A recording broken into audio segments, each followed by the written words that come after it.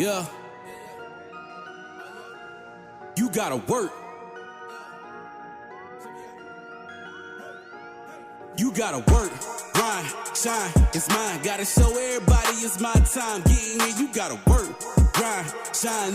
Never mind who talking down, cause they lying. Don't talk, you gotta work. Welcome to Let's Talk with Carl Lee. Let's Talk is proudly presented by attorney Frank Walker. Real talk, real experience, real results. FrankWalkerLaw.com. Let the conversation begin on Let's Talk. Hello, ladies and gentlemen. This is Carl Lee with Let's Talk. And we have in the building, we've got the whole crew here today. We got Hollis. What's up, what's up? And we got Lisa. Hello. And we're going to have a guest in here, but we've got somebody on the phone. Hollis, you want to introduce him? Well, we have the newly crowned Quad A West Virginia State champ basketball, Coach Rick Greene. How you doing, Coach? I'm doing great, guys. I appreciate the chance to come on with you guys. No problem. First, Thank you. congratulations. Yes, congratulations. Yes, for sure. Thank you. Now, this year has been a huge year for you. Not only have you picked up another state title, but you also got your 500th victory. So could you just try to articulate what made this year, what made this team so special? They are kind of anti-society from the standpoint. We are too. It's not me and it's not more. Wow. You know, they just take care of each other, and they want to wear burgundy and white. You know, they've all been with us. All but I think one were at JA Middle School, came up playing together, played at Shy Ball in our youth league, which, you know, Ron Codd developed and did a great job with. Still run well, obviously very well. So they just wanted to win. Literally, guys, they wanted to win. It's been really, really very, very refreshing. And I can't be happier for a group of kids to be able to win a state championship. We all know how hard that is, how fickle that is, but it couldn't happen to a better group of kids. And, Coach, I want to touch on the fact that this is a group of kids that have been together through middle school all the way through high school, and winning. That's a hard thing now with people with kids transferring and all of that. How do you contribute, or what do you contribute to those kids staying together and wanting to play in that community and win for that particular school, for your particular school? It's got to be somewhere, and it's got to have a lot of character in there somewhere. Yeah. You know, and it's going to be a loyalty. And I think it starts with their friendship, and it has to start at home. There's some core values that makes these kids would stay together and not waver and not even think about it. You know, they play together since elementary. So, man, that's special. That is special. It is special, and it's rare. And, you know, Carl and I go back a little further than you other guys, okay? But, or ladies, sorry. No, it's fine. But, Fine, Coach. It's not seen very much. It's not experienced very much. And I sure hope these guys will make people look around and go, wait, it can be done. Right. We can. And what if we didn't do it? What if they had not won Saturday? They still were the right guys. They were still did it right. Yep. And there's a lot of merit to that. So I don't have, I guess I'm trying to find an answer. I'm not sure. I just know they love their community. Their community loves them. They grew up in that community, and they didn't have any desire to go anywhere else. So, Coach, hi, this is Lisa. Thanks for coming on to the podcast tonight. We really appreciate your time with us. So I was lucky enough to go to the tournament this past weekend, and the energy inside the arena, it was just unmatched. And the atmosphere was great. There were great matchups, and even Director Wayne Ryan, I kind of paraphrased some things that he said. He said it was like old times. So what do you contribute to having this year being so well attended, and the excitement in the crowd? What do you think the difference was between this tournament and tournaments of the past? Well, that's a really good question, and we've all watched a lot of tournaments. I think you had really good matchups. I know I'm more familiar with 4A, obviously, but all the way down through. I mean, all those teams were good. You know, Huntington had been injured all year, and I knew that was a bad 8 seed for us, because I know potentially what they could do, and that proved true, sadly. But we held on, And then you had the top ranked teams came in. I think the top seeds were in each class were there, and so I think that added to it. And the basketball quality was very, very good. So I think it almost gets contagious day to day. Like, I think people were coming back. Oh, I'm a AA guy, but hey, that's going to be a good AAA game. I think I'll go back there. So I think it built momentum as it went. Well, and Coach, we got a special guest here. This was he was a contributor and part of his son was a contributing part of your last state title. So we got Justin Phillips here. So I'm gonna let him go and ask some questions. Coach Greene, congratulations, Coach. Y'all blindsided me. Coach Greene, this is your third favorite Phillips on here. How you doing, buddy? This is going to be something you wanted to ask me when Judge was playing. Now he's going to take a shot. It's my turn now. Okay. I'll be nice. Nice. Hey, Coach, I just want to ask you, what is the secret sauce to keep all of your kids in this landscape of West Virginia transfers and everybody's playing everywhere? What is the secret sauce to keep these kids together? Well, we've lost people and had people come in. I mean, that's every program. You're not immune to that either way. And some you kind of wish hadn't left, and some you're glad they left. Right. That's some honesty right there. Some come in and they just don't get it, and some come in, they work. But so I have to preface that it's not like we never have kids come in or kids never lose. But, right. I mean, leave it. But it goes. I like to think a little bit they know what they're going to get when they get there. And as they come up through JA, they watch our kids. Justin, think of just the kids from Judd up. Those junior high kids, middle school kids, they're watching Judd, Matthew Cook. I mean, I start names, Alex and Anthony, and then they're watching Ben and Nickel. And I know I'm leaving a ton of guys out, but Luke Eddy. It's Luke Eddy. Yeah. See, now, sorry everybody else. I only got the time. I think it builds. I think the tradition builds. I think that's probably they look go, hey, I like to play where Ben played, where Judd played, where Matthew played, where Luke Eddy played. So I think a lot of that. I think that's a part of it that they look and go, I know what to expect, because they'll say, this is the way it is. Don't go up there if you think you're going to do this, because that's not going to fly. Coach, how do you get them to buy in? The way you buy in or leave. There you go. See, and that has a little bit of a little bit of old school to it, right? Yeah. And I think that there are some coaches today who they see that really good player and they're like, he ain't buying in. I don't want to push him away. But at the end of the day, if he's not willing to work with the system and be part of it, you got to go. Yeah. Right. And I don't know if there's a lot of that. I haven't heard any coach say that out loud that easy as you did. I haven't heard that in a long time. And my hat's off to you. That's my DNA, guys, right or wrong. And when we can't do it that way and there's not enough kids, then I know that's when I'll get out. Everybody says, when are you going to retire? I don't have any plans to do it, but I will when kids don't want to do that. So I'm not changing. I'm not changing. You kind of had to evolve. Don't misunderstand. We run a different offense now than we did 10 years ago. All right. And we do different things. I'm better about, I text the kids a lot and communicate a little bit better than when you didn't have those resources. Right. But the core values are the core values. And those are not, we don't give in to anybody on that. And we're not going to give in to anybody on that. And I don't mean that in an arrogant way at all. It's just matter of fact.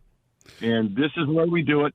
And if you like it, good, you'll make it. But I guarantee you, if you stay with us, you'll be a better person, a better basketball player, and you have a chance to win a few ball games. Well, Coach, you couldn't have closed it out better. I know you're a little pressed for time, and I just want to say once again, congratulations. You won championships as a player, as a coach, 500 wins. So, again, keep pressing on and keep setting that legacy. Because you're doing something right. Yeah, for sure. Absolutely. All right, remember this now. The potter's only as good as his clay. There you go. I like that. Very good. Great people. All right. We've had great players. Thanks, guys. I appreciate it. Thank you, Coach. I want to stay on this just for a little bit more. What is interesting to me is what I am picturing in his structure, right? In his structure, you got to be able to be you got to be willing to follow that structure. Most kids today that you see, they're not, that structure is not what they want. I disagree with that. Do you? Here we Yeah, go. I definitely disagree with that. Kids, but I also think, like, when you specifically talk about, I think number one, kids do want structure. Like, how you communicate that structure may look a little different than how it was communicated 20, 30, 40 years ago.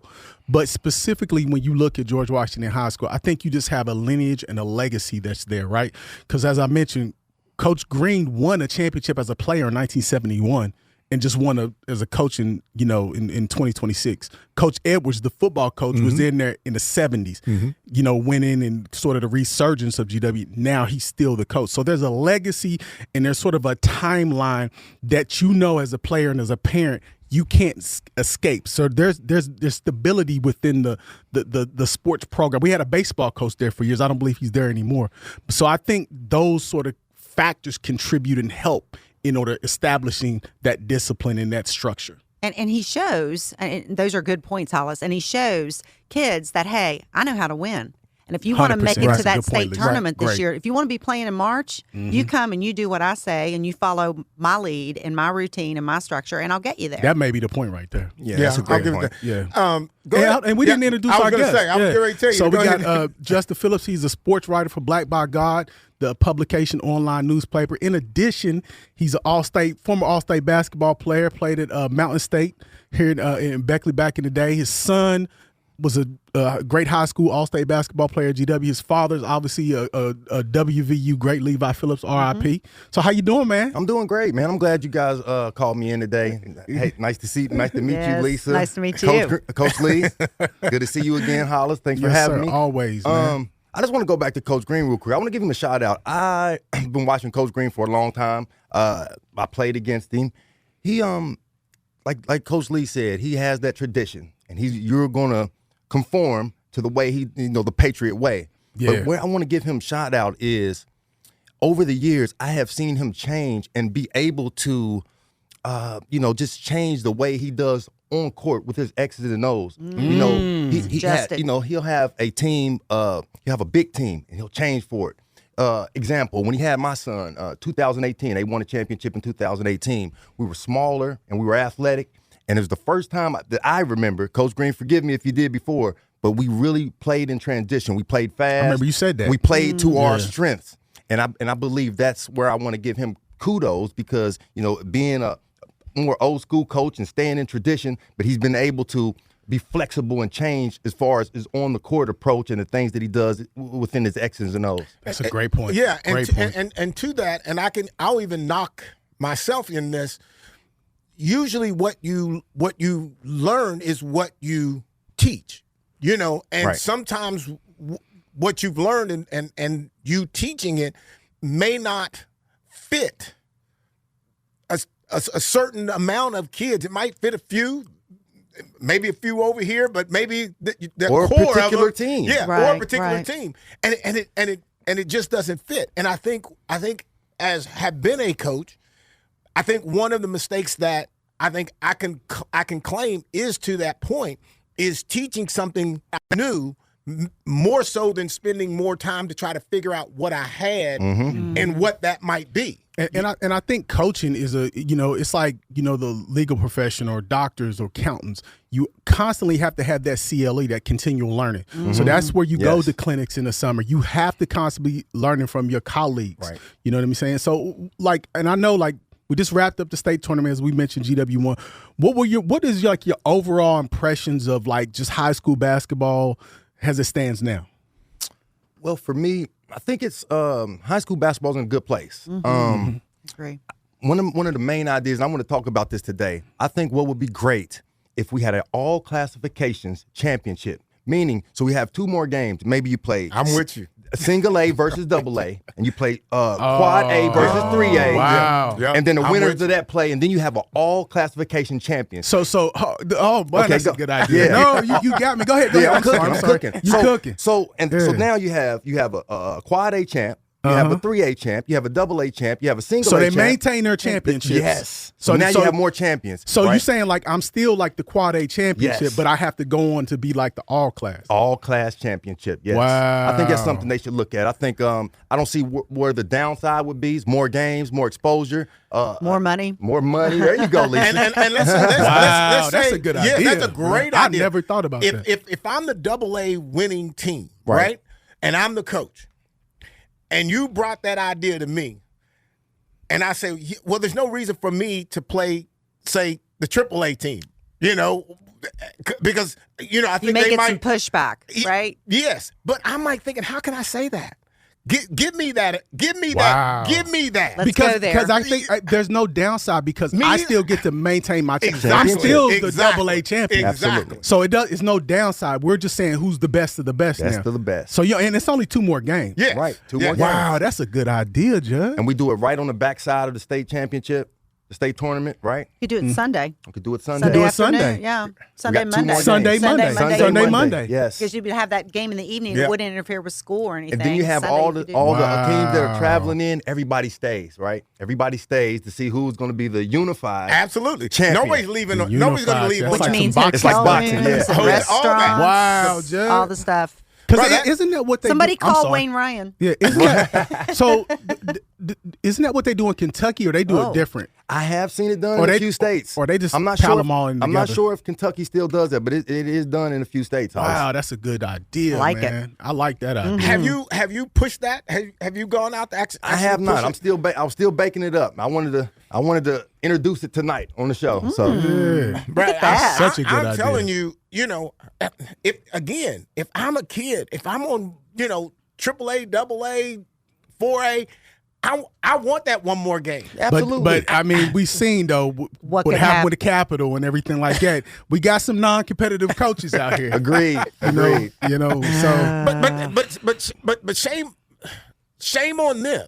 And Well- and step out of it though. So let's say you won the AAA championship, and you say you don't want to be part of it. Okay. But you can't really not be part of it. I don't Everybody know would how have you to can. participate. I don't know how I you mean, it would can. have to be full participation. But if It you would have to do, be. Like mandated. if you do, then Yes. the runner-up will come in and play.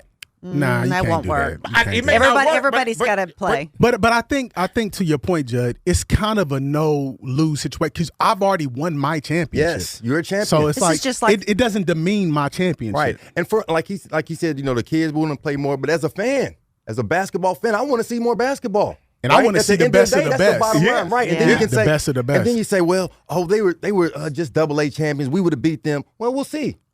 'Cause all the what cause- ifs go out the window, and we sell it in between the lines. Because right? I know, like back in the day, some of those Catholic teams, those single A teams, they would have beat Yeah. some quad A teams. Absolutely. They were good. Like some of them Yeah, Catholic yeah, teams yeah. about 10, 15 years ago, remember they that. would have beat some of them AAA and Absolutely. quad A teams. So you could have a scenario, Justin, where you had quad A playing a single A team if they won out the first Correct. games. Yeah. Correct. Now that could get well, it possibly could get ugly.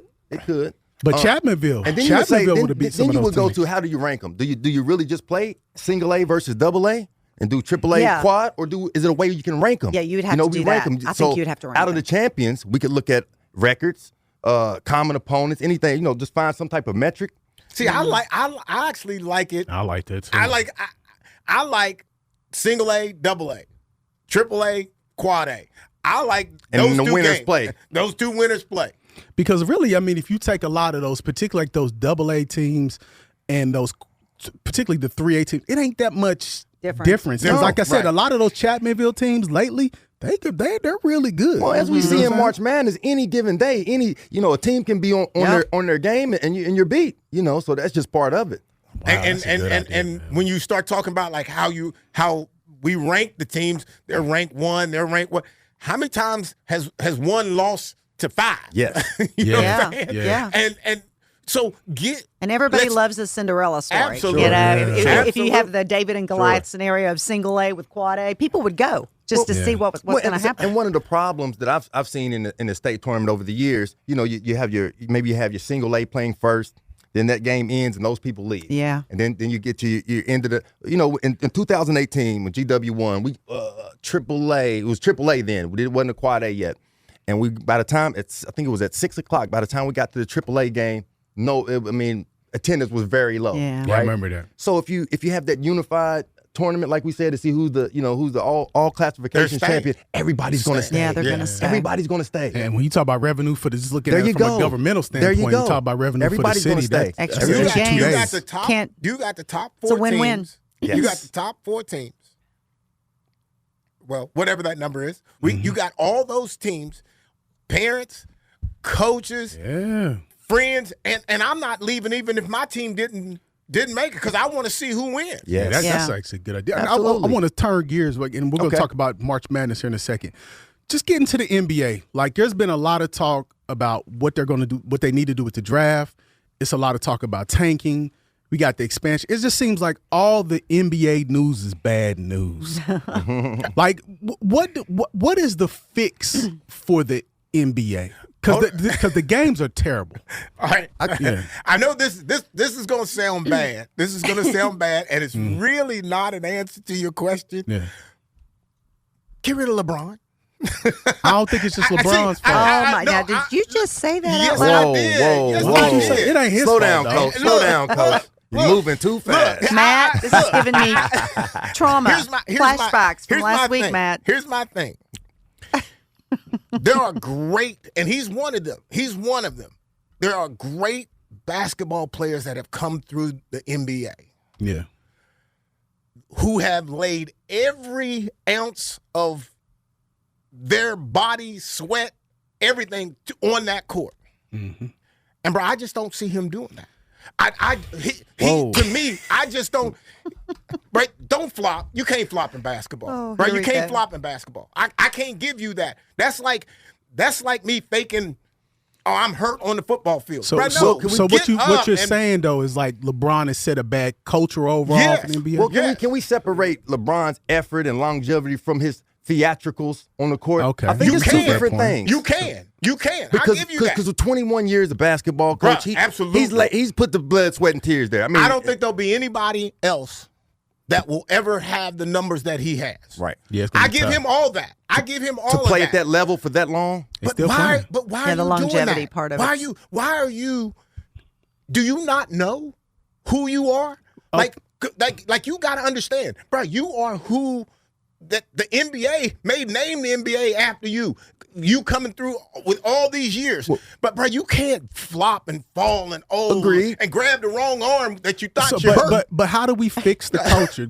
How do we fix the culture, Lisa? He talking about LeBron. LeBron, yeah, He just want LeBron. to get his hate out for LeBron. How do we fix the culture, Lisa? Well, the Oh, my culture's him. goodness. The culture's him. Well, I mean, honestly, to a degree, I'm with Carl on this Oh, because my God. no, I am, I really No. am because the flopping thing. I mean, that kind of is a if I'm just a lame, if I'm not a real NBA fan and I'm not watching it all the time, and I turn on a game and there's LeBron falling all over the court, I'm just going to turn it over because I'm like, Or this is load not what I, management, right? This is not what I turned it on to watch. But- But you guys And- remember what Barkley said years ago? What? He said he wasn't paid to be a role model. You know, Carl Well, wants that's- LeBron to guide the whole future and generations of basketball. And the Remember, Barkley tanking. said, "Listen, the the tanking not doesn't on me. help. The tanking to your point. that's got to Of stop. a role model, okay? I'll buy 100%. Like, I'm not supposed to have to do things to be a role model for anybody else. Right. If I choose not to. But the expectation that comes with the game in which you play says that is what you are. Right. So now you can choose. Barkley saying, no, you don't have to be. And you don't have to be. But the role that you're supposed to play as a professional athlete is a role model. Perfect? No. But show At least something. a role model on the court. Yes, I feel you on that. on the court, even to the fan base. For the guys who will walk by you and won't sign something for you. Yeah. I ain't saying you got to sign all day long, but you can't just walk by and don't sign something. I'm gonna answer my own question since y'all ain't answering. well, I got something. I got thought I one for you. answered I it got a little one for bit. you. No, Lisa, you answered it a little bit. I got some. I Go got ahead, a positive. man. No, I got a positive Yeah. note for you, Hollis.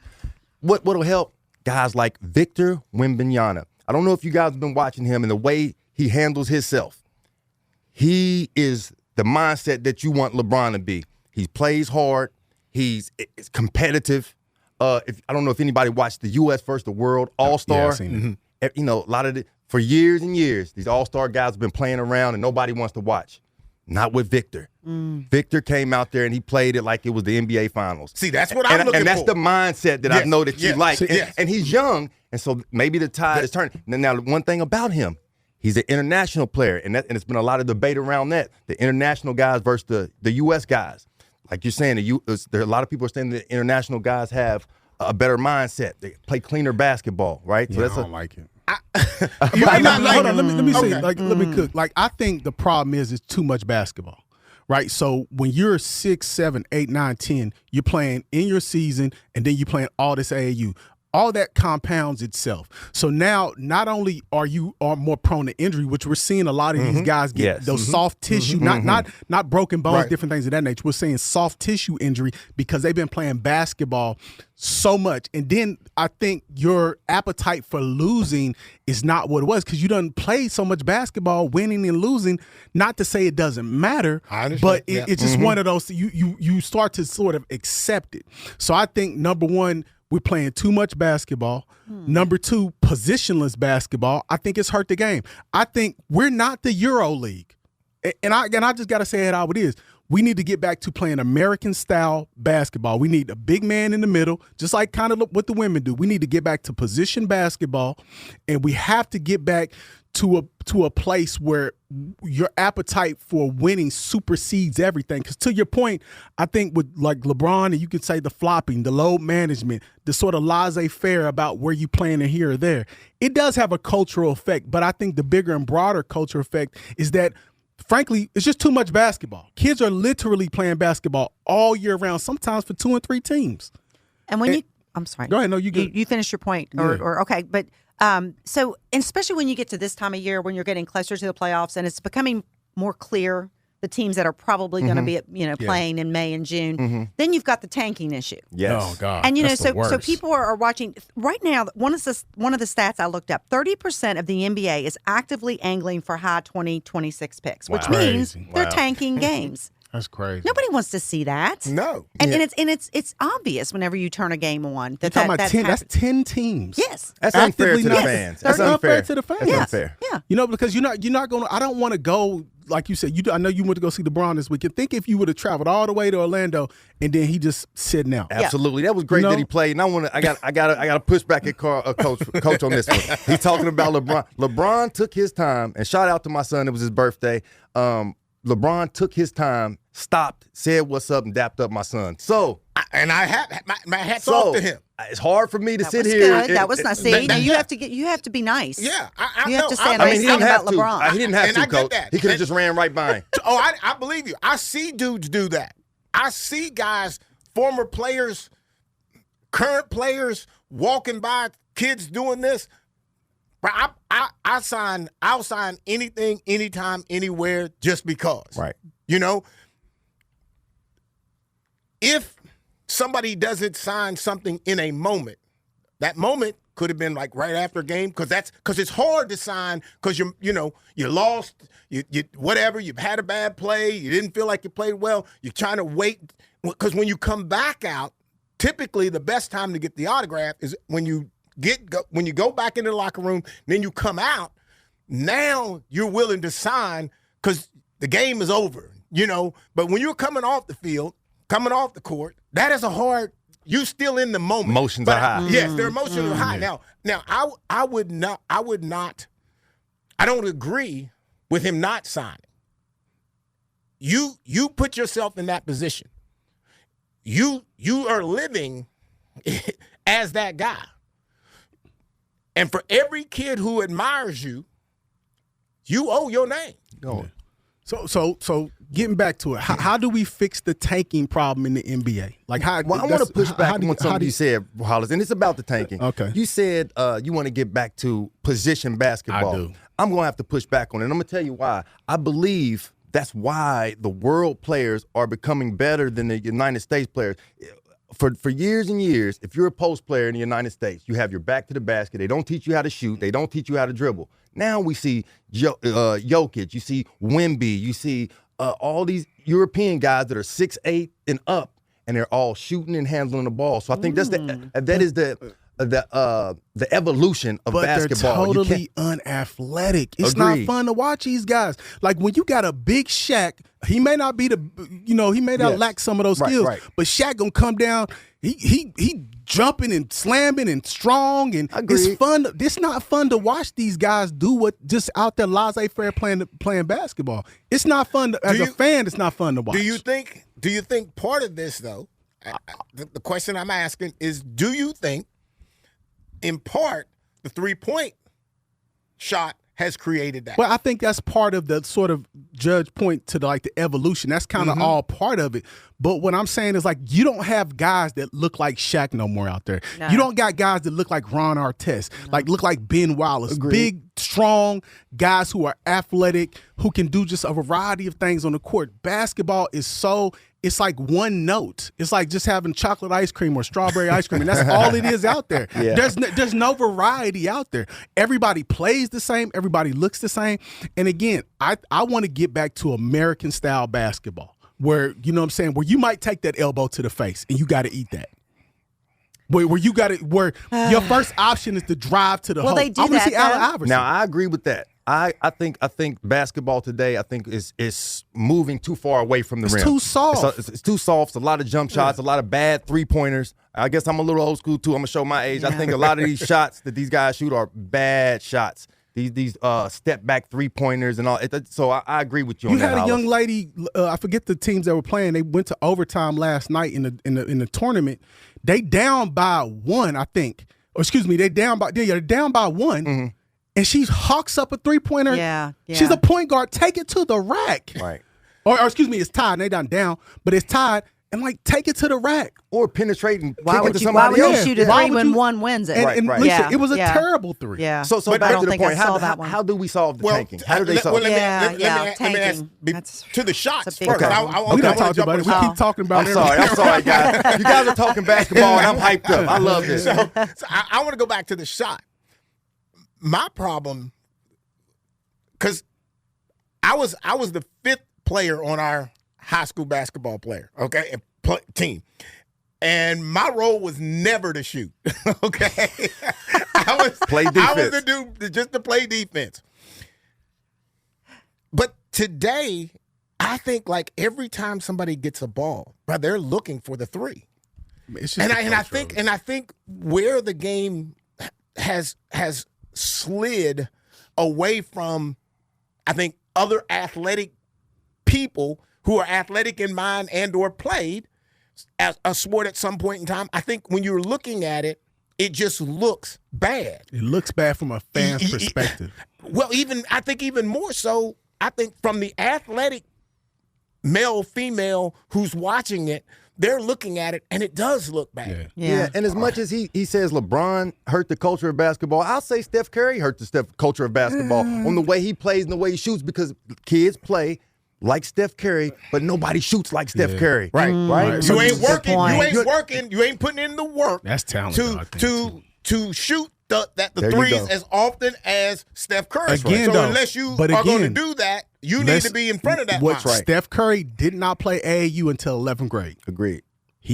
Let's keep that in mind. Yeah. He got up all them shots because he wasn't traveling, wasn't doing all the things that everybody doing. Now, Lisa, how do we fix the tanking problem? Oh my goodness. Well, I mean, get back to there are some solutions out there, maybe some future changes that they could do in the NBA. Probably the main one would be eliminate the lottery. They need to find another way to draft these guys in, not the lottery, or use a reverse order of standings. Maybe that could be something. Explain that. Okay, I like that so what they would do is, instead of your last place person getting the first pick, right, then it would go to the top, so that everybody's trying to the top accumulate of the teams wins. who didn't make the playoffs. Yes. Okay. So that people don't, the teams, I should say, not people, teams don't stop trying to win games, because there's value to winning games, because it's going to help them with lottery picks, right? There's another method that I read on. It's called count wins method. Maybe you guys have heard of that. Yeah, that's a little bit more complicated. Yeah. But I mean, it's something that could possibly you award draft positions based on wins. after you're eliminated from the playoffs. So it's not your full season record. But I mean, and then there's the good old fashioned just punish the teams by removing players and draft picks when they do this. Yeah. I mean, what they're kind of doing now. See, I like the stop method because what it does is like after you've been eliminated, so after you've mathematically been eliminated from the playoffs, then as you accumulate wins, you increase your draft stock. See, I think it has to go like that, in my opinion, because again, if you're eliminated pretty much at the All-Star break, and then it's just like you're playing a half season of just terrible basketball trying to lose games. Yeah. So I think it ought to be something where we're going to reward. I think I would get rid of that draft. That's a dumb idea anyway. I don't like the lottery. It's exciting, but it's still kind of a dumb idea. I would do that stop method where it's like after you've been eliminated from the playoffs mathematically, then you need to accumulate wins in order to increase your draft stock. And so in that model, would the non-playoff teams still have the top picks? And this is all counts for non-playoff teams. Okay, it doesn't count for playoff teams. That would give them motivation to win. Right. Yeah. Instead of tanking. Okay, let me ask this question. Oh boy. Okay, because that look on his face. Yeah, because this is like way off to the side. Why is the NBA draft? I won't say.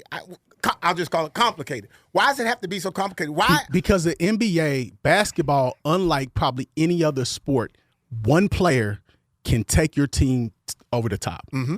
You need one. If you got one player, if LeBron in LeBron prime, we seen what he did to Cleveland. We seen what Allen Iverson did to Philly.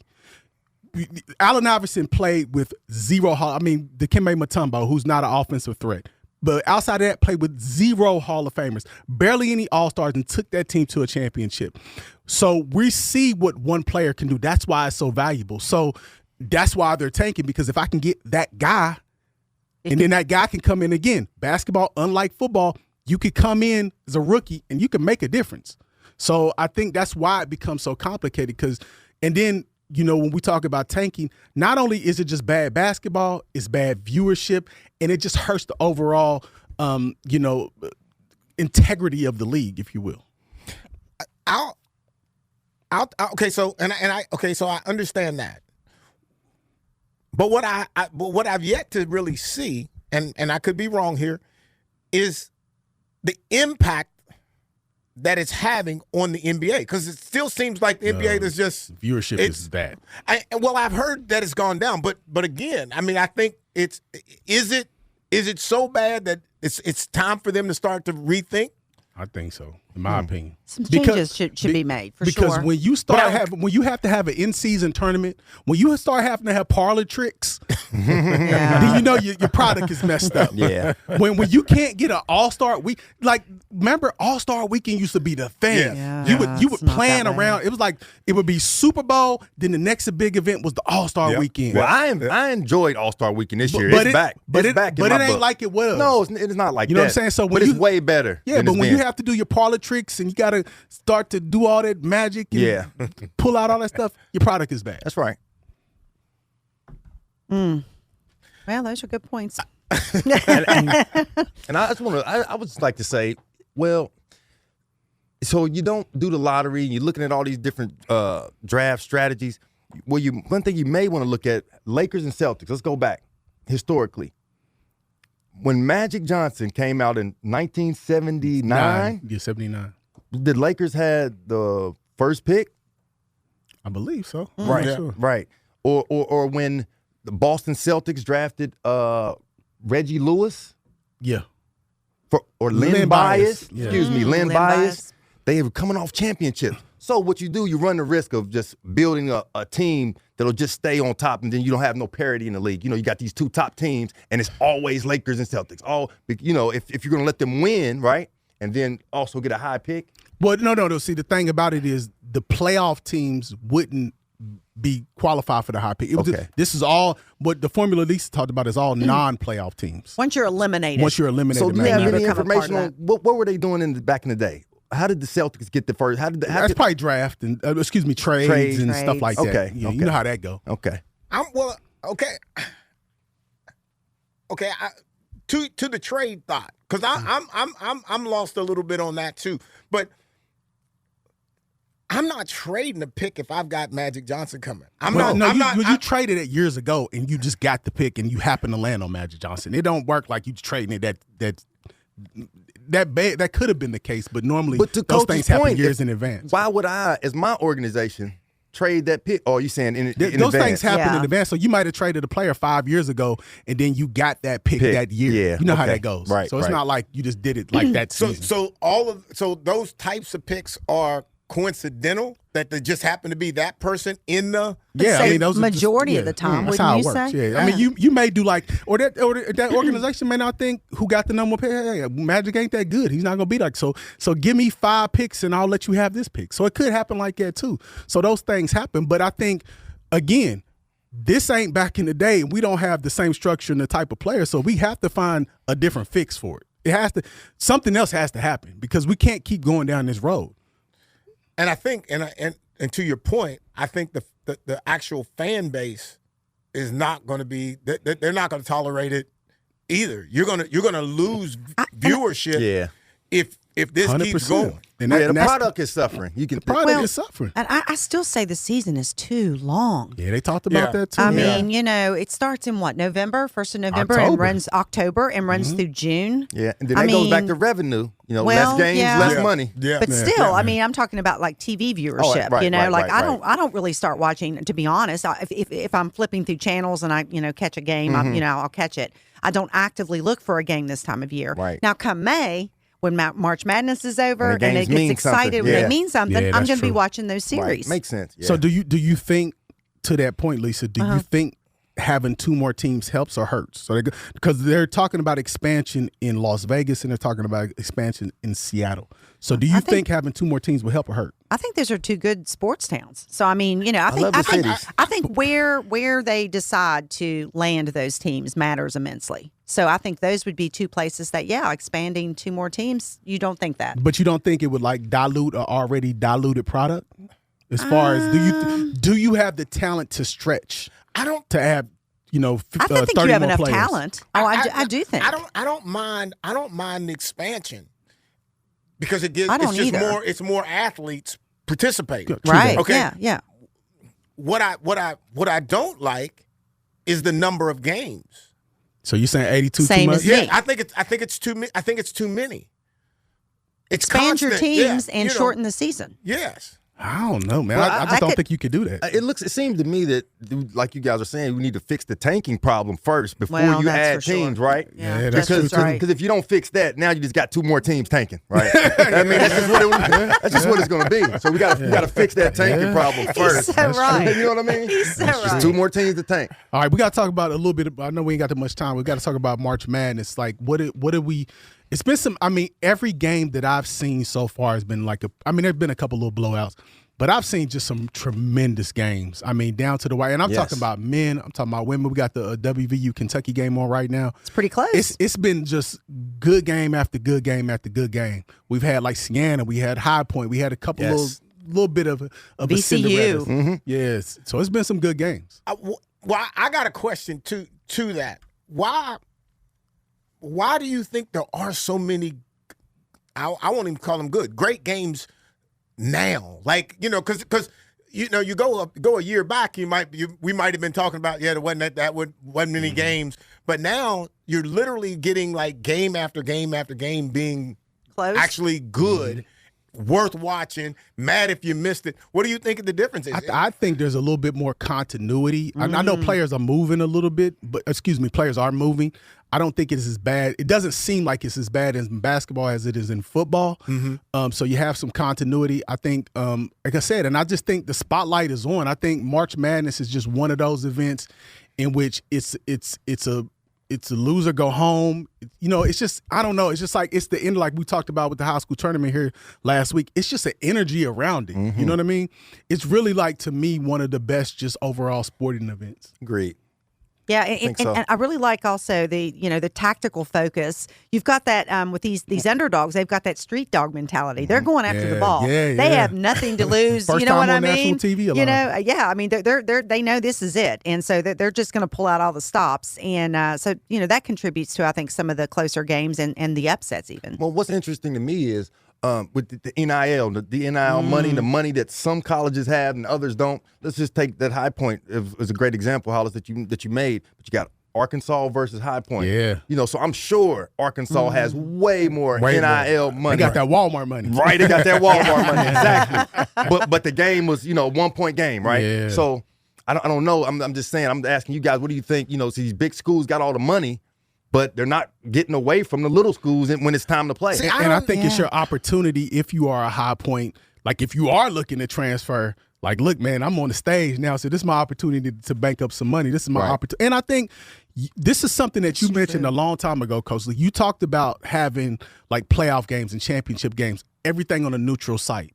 So everything is equal. So I think that's a contribute too. I think that maybe people haven't realized is that, again, WU's happen to be playing at home, but generally these games are on neutral sites, so everything is pretty much equal. Right, you ain't got no advantage. I ain't got no advantage. And I just we just had that conversation about that. I just feel like that's it. Why am I at home and you coming in? Why don't we just play? Why don't you pick a neutral site? Boom, and we're playing. Everybody's playing there. Yeah. Game after game after game until we get to the championship, and then we can go play wherever you want. Kind of. Well, That's right. And Hollis, that was a good point.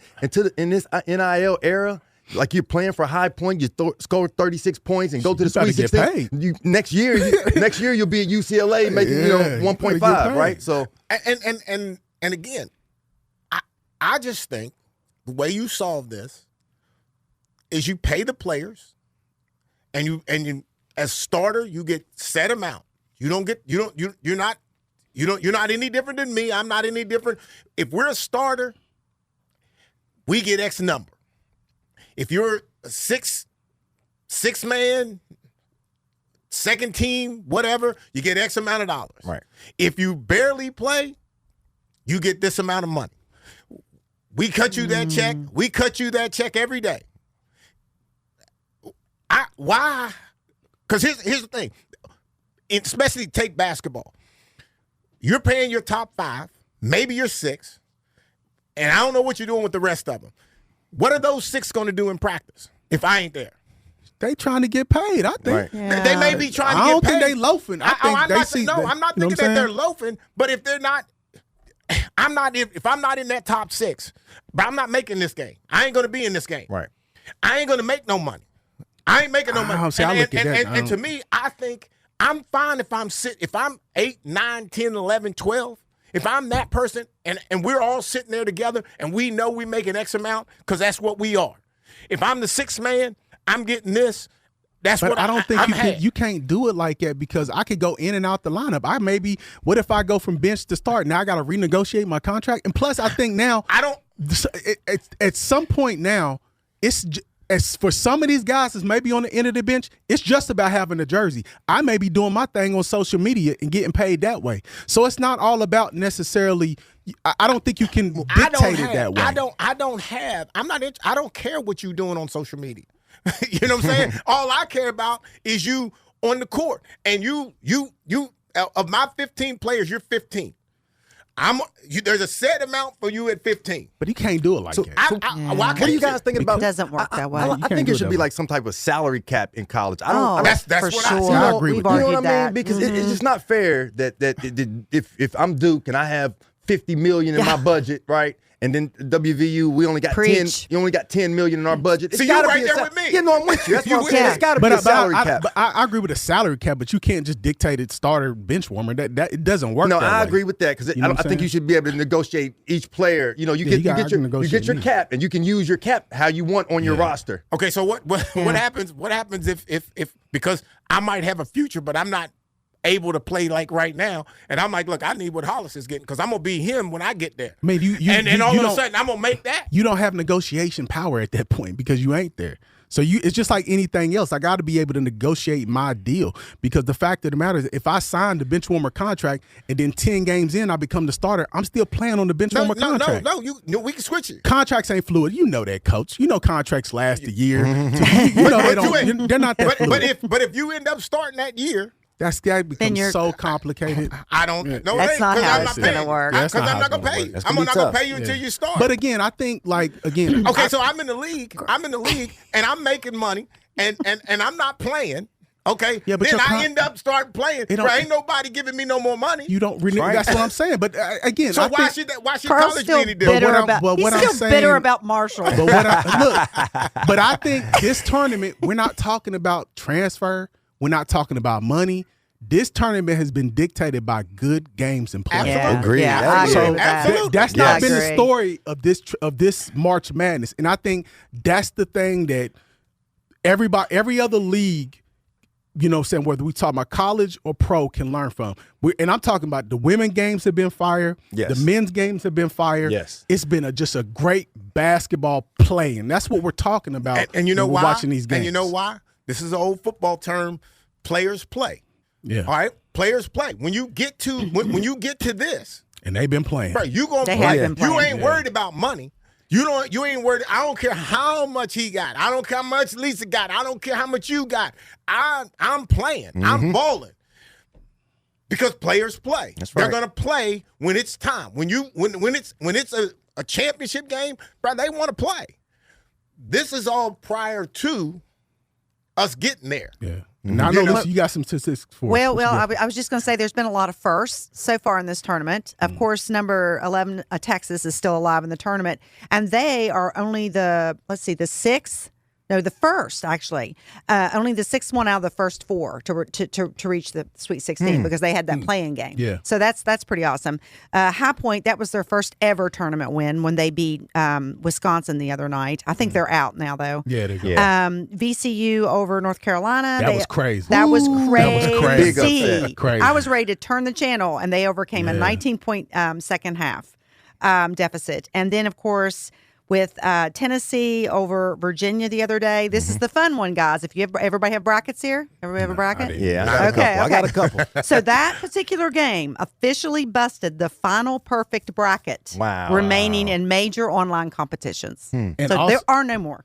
and also Nebraska. Yeah. Nebraska. So they got their first tournament win ever. Ever. I couldn't when I heard that, I could not believe it. Yeah. Me No, you either. wouldn't I'm thinking think that. of You a But you think of program them like as Nebraska. football. Yeah. I think of them Yeah, as but a I'm thinking football like school. you won like one tournament game in your history. Somewhere. They never. This is the first time crazy. ever. They had a guy who's been calling their games for 50 years, and he got to witness like this is our first tournament win. That's crazy because pretty when you exciting. like Yeah, when you say that that is. when you say that name, you think Football. That's great. Yeah. It's football. I think It's football, football. but I'm thinking like you might have won a game here and there. But Yeah. So that's what I'm saying. Those stories to me, that's what this is about. And that's why I like, and that's why I think to me, to answer the question, that's why I think this has been so great. Because we haven't talked about transfers. We ain't talking about money. We're not talking about all the stuff that we've been talking. We're just talking about Straight balling. Balling. know Yeah. what I'm Speaking saying? of balling, I'm in it. Darius Acuff Jr.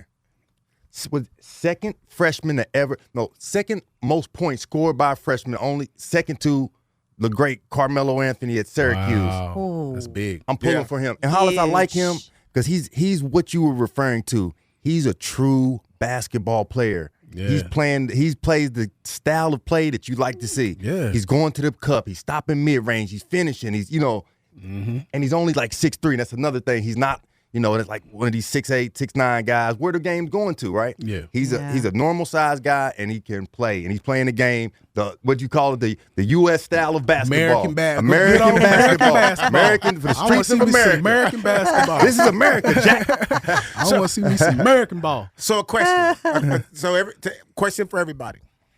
So if you had to pick basketball championship or the Super Bowl, what would you pick? Are we talking about? tough, We're saying Carl. we're saying Come March, on. we're saying March Championship. Madness. The March no, Madness. The championship game. Super Basketball. Bowl.